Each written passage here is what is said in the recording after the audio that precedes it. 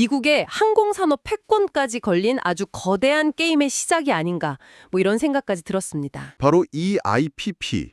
이름이 좀 길고 복잡한데요. 아, 그 EIPP요? 네, Electric Aircraft Integration Pilot Program. 바로 여기에 그 답이 숨어 있습니다. 아마 오늘 저희 대화는 계속 이 EIPP라는 키워드를 중심으로 펼쳐지게 될 겁니다. 맞습니다. 바로 그 EPIP.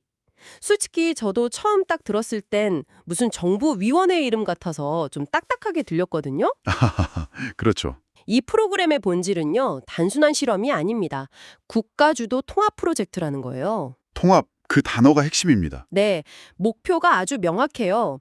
이브이톨이라는 이 새로운 기체를 기존의 아주 복잡한 항공 시스템의 일부로 그냥 완벽하게 편입시키는 것.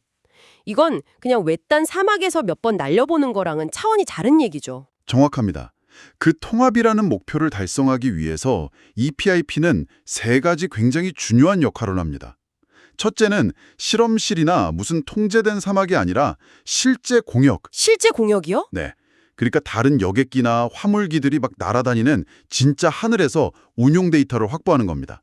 이건 그야말로 실전 데이터죠. 아, 둘째, 이 새로운 비행기가 날아다니려면 수많은 이해관계자들의 동의가 필요하거든요. 항공안전을 책임지는 미 연방항공청 FAA는 물론이고요. 지자체나 뭐 공항, 주민들도 있겠네요. 바로 그겁니다. 각 도시의 지자체, 공항, 그리고 그 지역에 사는 주민들까지 이들 사이에서 발생할 수 있는 온갖 마찰과 갈등 요소를 사전에 조율하고 제거하는 역할을 해요. 와, 그게 정말 어렵겠는데요? 어렵죠. 그리고 마지막으로 이게 가장 중요한데요. 인증 후 바로 상용화가 가능한 환경을 미리 만들어 놓는 겁니다. 아, 그 부분이 정말 인상 깊었어요. 보통은 일단 기술 개발하고 인증부터 받자. 돈 버는 건 그 다음에 생각하자. 이런 식이잖아요. 대부분 그렇죠. 그런데 EIPP의 접근 방식은 완전히 반대네요. 인증받기 전에 상용화에 필요한 모든 걸 규제부터 인프라, 사회적 합의까지 미리 다 준비해 놓자. 이런 거군요. 바로 그겁니다. 이 접근 방식의 차이가 모든 걸 결정해요. 이런 구조는 필연적으로 특정 유형의 기업에게 압도적으로 유리하게 작용할 수밖에 없어요. 어떤 기업들한테요? 아직 컴퓨터 시뮬레이션만 돌려보고 있거나 뭐 시제품 한두 대 겨우 만든 회사가 아니라요. 이미 기술적으로 성숙해서 당장이라도 실제 하늘에서 반복적으로 비행하면서 실전 데이터를 쌓을 준비가 된 기업. 아, 자료에 나온 표현을 빌리자면 기술 성숙도가 높은 기업을 아예 주인공으로 상종하고 설계된 판이라는 거죠. 그렇다면 그 판에서 가장 유리한 고지를 점한 선수가 바로 조비라는 거군요. 네. 자료를 보면 조비의 강점이 단순히 비행기를 만들었다는 그 사실 자체가 아니라고 계속 강조해요. 이미 조비는 비행기 한 대를 만드는 단계를 넘어서 운항 시스템 수준에 도달했다. 이렇게 평가하고 있더라고요. 운항 시스템. 네, 좋은 지적입니다. 그 근거들도 아주 구체적이에요. 이미 수천 회 이상의 시험 비행을 마쳤고 실제 조종사가 탑승해서 실증 비행도 했고 특히 중요한 게 도심 인접 환경에서 저소음 비행 능력까지 검증했다는 거죠. 소음 문제, 그거 정말 중요하거든요. 도시에서 운행할 땐 가장 민감한 부분이잖아요. 그렇죠. 그래서 자료에 이런 핵심적인 문장이 나옵니다. EIPP는 비행이 가능한 회사가 아니라 비행을 반복해본 회사를 필요로 한다. 와, 한 문장으로 정리가 되네요. 네, 이 한 문장이 조비와 다른 경쟁사들의 본질적인 차이를 명확하게 보여주는 겁니다. 가능하다와 반복해봤다는 정말 하늘과 땅 차이죠. 그러네요. 이런 조건에서 조비는 이미 뭐 아처 에비에이션이나 베타 테크놀로지스 같은 경쟁사들보다 한 단계, 어쩌면 두 단계는 앞서 있다는 분석이 지배적입니다. 기술적인 준비뿐만 아니라 눈에 보이지 않는 자산도 상당하더라고요. 이른바 정부 신뢰 자산이라는 개념이요. 아, 네네. 그렉 보일스라는 사람의 발언이 계속 인용되는 게 이게 단순한 우연이 아니다. 이런 분석이 흥미돌았습니다. 맞아요. 그 사람 발언이 자주 나오죠. 네. 이 프로그램은 미국 항공의 새로운 시대를 여는 것이다. 라는 그의 말이 마치 정부의 공식 발표처럼 다뤄지고 있거든요. 그건 조비가 FAA나 교통부, 주정부, 지방공항청 같은 수많은 이해관계자들 사이에서 사실상 신뢰 가능한 대표 기업이자 공식적인 소통 창구 역할을 하고 있다는 강력한 증거입니다. 아, 대표 선수 같은 느낌이군요. 그렇죠. 정부 입장에서도 이 복잡한 프로젝트를 끌고 가려면 믿고 소통할 수 있는 파트너가 필요한데 수많은 비행 데이터를 통해 신뢰를 증명한 조비가 그 자리에 가장 가까이 있다는 거죠. 기술적 우위가 정책적 신뢰로 그게 다시 기술적 우위를 단단하게 만들어주는 선순환이네요. 완벽한 선순환 구조가 만들어진 겁니다. 자, 그럼 이 지점에서 조비가 던진 아주 대담한 발언을 짚어봐야겠습니다. 내년부터 미국 주요 도시 상공에 투입하겠다. 네, 그 발언이 있었죠. 처음 들으면 아니 인증도 아직 안 끝났는데 벌써 상호 분항을 한다고? 너무 과장 아닌가 싶거든요. 충분히 그렇게 생각할 수 있습니다. 하지만 저희가 지금까지 이야기한 이 EIPP의 구조를 이해하고 나면 이 발언의 진짜 의미가 보이기 시작합니다. 이게 단순한 마케팅용 발언이 아니라는 거죠. 맞습니다. 이건 상업운항 개시 선언이 아니라 통합운항 단계 진입 선언으로 해석해야 정확합니다. 통합 운항 단계요? 네.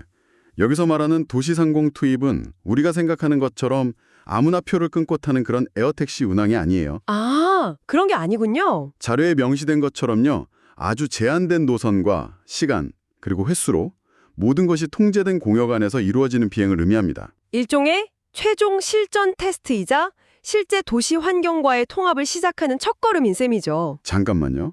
그렇게 제한적인 비행이 도대체 왜 그렇게까지 중요한 건가요?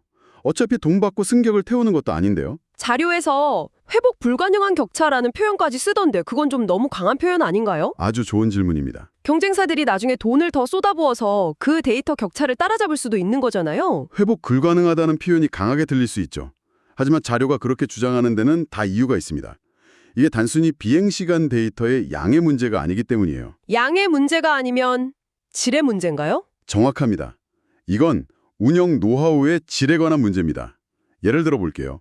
뉴욕 JFK 공항 근처의 그 복잡한 공역에서 실제 관제탑과 교신하면서 비행하는 경험, 아, 또 도심 빌딩 숲 사이에서 발생하는 예상치 못한 돌풍에 대처하는 데이터, 특정 시간대에 아파트 단지 위를 날 때 발생하는 소음 민원에 대응하는 노하우, 이런 것들이야. 와, 그런 건 정말 돈으로 살 수 없는 데이터네요. 그렇죠. 이건 돈으로 살 수 있는 데이터가 아닙니다. 실제 현장에서 몸으로 부딪히면서 쌓아야 하는 무형자산이에요. 조비가 이 단계를 먼저 시작한다는 건 다른 경쟁사들이 아직 교과서로 운전을 배울 때 혼자서 실제 도로주행 연수를 시작하는 것과 같습니다. 비유가 확 와닿네요. 그 격차는 시간이 갈수록 기하급수적으로 벌어질 수밖에 없다는 게 자료의 분석입니다. 아, 이제야 퍼즐이 맞춰지는 느낌입니다. 시뮬레이션이 아닌 현실의 문제라는 거군요. 경쟁사들과의 격차가 더 벌어진다는 말씀이신데 자료에서 언급된 다른 회사들 상황은 구체적으로 어떤가요? 예를 들어 아처 에비에이션은 유나이티드 항공이라는 거대한 파트너가 있잖아요. 네, 든든한 파트너죠. 그런데도 왜 조비만큼의 실제 비행 데이터를 쌓지 못한 걸까요?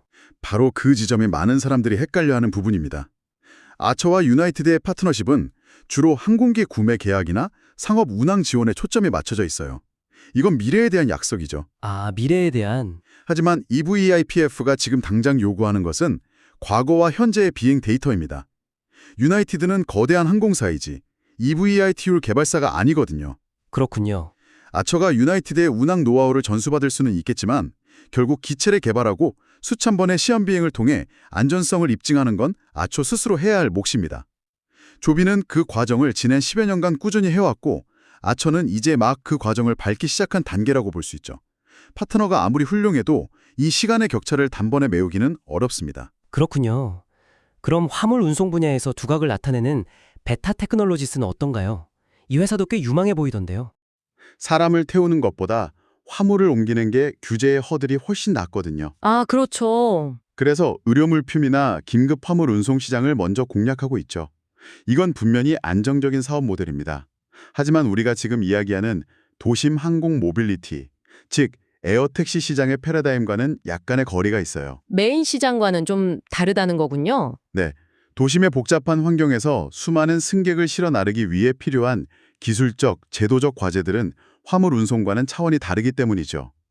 베타는 그들만의 리그에서 강자이지만 조비가 뛰고 있는 메인 경기장에서는 아직 한 발 비켜서 있는 셈입니다. 혜연이 사례는 상황이 더 안 좋아 보이더라고요.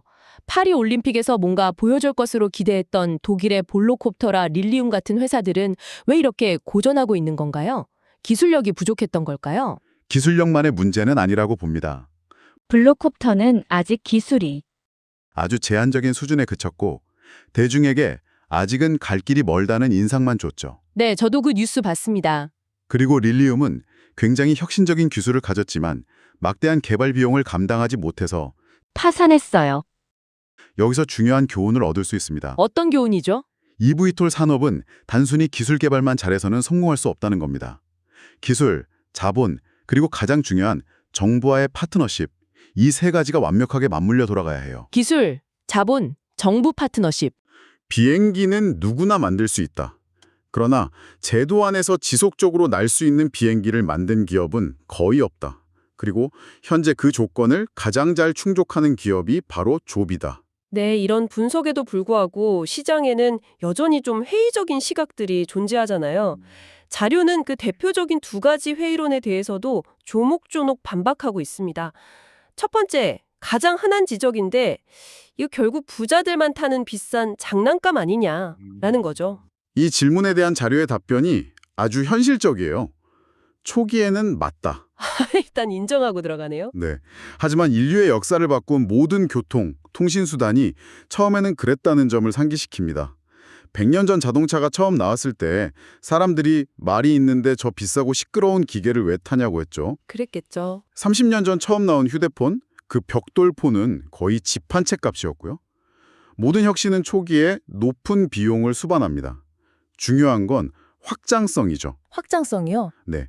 조비의 기체는 반복 운항으로 효율을 높이고 장기적으로는 조종사가 필요 없는 자동화 단계로 넘어가고 또 전기 기반이라 화석 연료 비행기보다 유지비가 훨씬 저렴해지는 구조를 갖추고 있거든요. 아, 그렇군요. 이런 요소들이 결합되면 장기적으로는 지금의 택시 요금, 나아가서는 대중교통의 단가 구조에 수렴할 가능성이 충분하다는 겁니다. 두 번째 회의로는 좀 더 날카롭습니다. 아직 검증도 안 된 이런 기술에 정부가 나서서 돈과 행정력을 쓰는 게 너무 이른 것 아니냐, 세금 낭비다, 이런 비판이죠. 여기에 대해서도 EIPP의 본질을 다시 한번 짚어줍니다.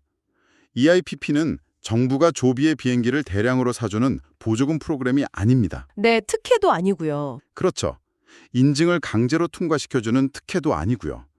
정부는 이 프로그램을 통해 미래 항공 산업에 반드시 필요한 정보와 데이터를 얻는 겁니다. 정보와 데이터요? 네. 새로운 항공기를 어떻게 안전하게 규제할 것인지, 기존 항공기와 공역을 어떻게 나눌 것인지, 도심의 수온 문제는 어떻게 해결할 것인지 등등. 이건 정부 혼자서는 절대 해결할 수 없는 문제들이죠. 그렇겠네요. 즉, 정부가 투자하는 대상은 조비의 비행기라는 하드웨어가 아니라 미래 항공 시스템을 구축하는 데 필요한 데이터라는 소프트웨어인 셈입니다. 이건 낭비가 아니라 미래를 위한 가장 효율적인 투자라고 봐야겠죠. 자, 이제 좀 더 큰 그림을 그려보죠. 정부의 신뢰까지 얻었다는 건 정말 큰 자산이겠네요. 단순히 한 기업의 성공을 넘어 이걸 국가적인 차원에서 밀어주는 이유가 있을 것 같은데요. 물론입니다. 자료에서 반복적으로 언급되는 이벤트가 바로 2028년 LA 올림픽입니다. 이걸 EV톨 산업의 아이폰 출시 행사에 비유하던데 정말 공감이 가더군요. 정말 절묘한 비유라고 생각합니다. 2007년에 스티브 잡스가 처음 아이폰을 공개했을 때 사람들은 그냥 예쁜 터치스크린 전화기라고 생각했지만 사실 그건 하나의 완성된 모바일 생태계의 시작을 알리는 신호탄이었죠. 네, 그랬죠. 2028년 LA 올림픽이 조비와 EV톨 산업 전체에 바로 그런 무대가 될 수 있다는 겁니다. 전 세계 미디어와 수백만 명의 관광객이 집중된 것에서 교통 혼잡이 극에 달한 바로 그 도시에서 이것이 미래의 교통 솔루션입니다 라고 완성된 서비스를 대중에게 처음으로 선보이는 순간 와, 상상만 해도 엄청나네요. 그 상징적인 효과는 상상을 초월할 겁니다. LA 교통체증은 정말 악명이 높죠. 저도 한 번 갇혀서 비행기를 놓칠 뻔한 적이 있는데 그때 정말 하늘을 나는 택시가 있었으면 좋겠다고 생각했거든요. 그 악몽 같은 상황이 조비에게는 최고의 쇼케이스가 될 수 있다는 게 참 아이러니하네요. 도시의 문제가 기술의 가치를 증명하는 무대가 되는 셈이니까요. 이제 시야를 미국 밖 글로벌 관점으로 확장해 볼 필요가 있습니다. 이 모든 것의 배경에는 결국 국가 간의 기술 경쟁이라는 거대한 흐름이 있습니다. 아, 국가 경쟁이요? 자료 후반부에 나오는 핵심적인 문장이 모든 것을 말해줍니다. 중국은 이미 승객용 에어택시를 인증했다. 아, 이 한 문장이 주는 무게감이 엄청납니다. 중국의 이횡이라는 업체가 이미 정부로부터 상업 운항 허가를 받았죠. 더 이상 EV톨은 공상과학 영화에나 나오는 먼 미래 기술이 아니라 지금 당장 현실에서 벌어지고 있는 국가 간의 전략자선 경쟁의 대상이 된 겁니다. 그렇다면 미국 정부 입장에서 조비는 단순히 유망한 기술 기업 중 하나가 아니겠군요. 거의 뭐 국가대표 선수 같은 느낌인데요? 정확합니다.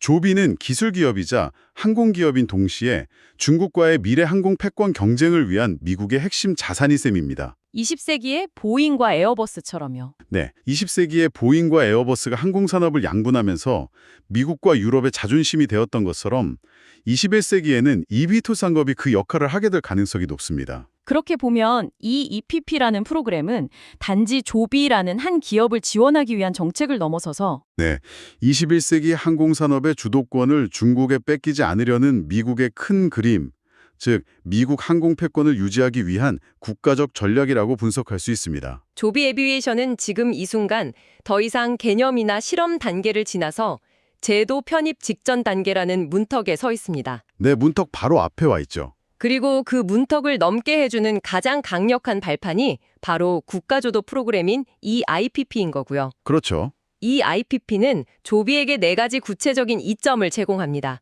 첫째, FAA 인증을 받은 후에 상용화까지 걸리는 그 지루한 공백기를 사실상 제거해주고, 둘째, 실제 도시 운항을 통해 경쟁사보다 먼저 규제와 인프라, 주민 수용성 데이터를 확보하는 선점 효과를 줍니다. 네, 그 선점 효과가 아주 크죠. 셋째, 이를 통해 경쟁사들보다 최소 2에서 3년의 실질적인 시간 우위를 확보하게 되고요. 마지막으로 이 모든 과정 자체가 조비를 사실상의 글로벌 표준을 선도하는 기업으로 만들어주고 있다는 겁니다. 네, 정확한 정리입니다. 특히 마지막에 말씀하신 글로벌 표준이라는 지점이 중요한데요.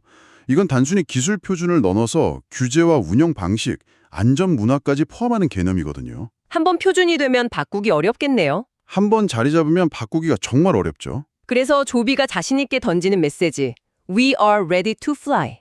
우리는 날 준비가 되었다. 이 메시지는 단순한 희망이나 과장이 아니라 정책, 기술, 그리고 시장 조건이라는 세 박자가 모두 맞아떨어진 현실에 대한 냉정한 진단에 가깝다. 이렇게 볼 수 있겠습니다. 자, 지금까지 우리는 조비라는 새로운 기술이 어떻게 기존의 복잡한 제도 속으로 통합되어 가는지를 집중적으로 살펴봤습니다. 이 새로운 교통수단을 성공적으로 통합하기 위해 우리의 도시와 일상은 어떻게 적응하고 변해야 할까요? 기술이 우리의 기존 도로와 빌딩, 공항 같은 인프라에 맞춰서 조심스럽게 들어오게 될까요? 아니면 우리가 이 혁신적인 기술의 잠재력을 극대화하기 위해 도시의 구조 자체를, 예를 들면 건물 옥상에 버티포트를 만드는 식으로 적극적으로 재편하게 될까요? 어쩌면 eVTOL의 진정한 미래를 결정하게 될지도 모릅니다.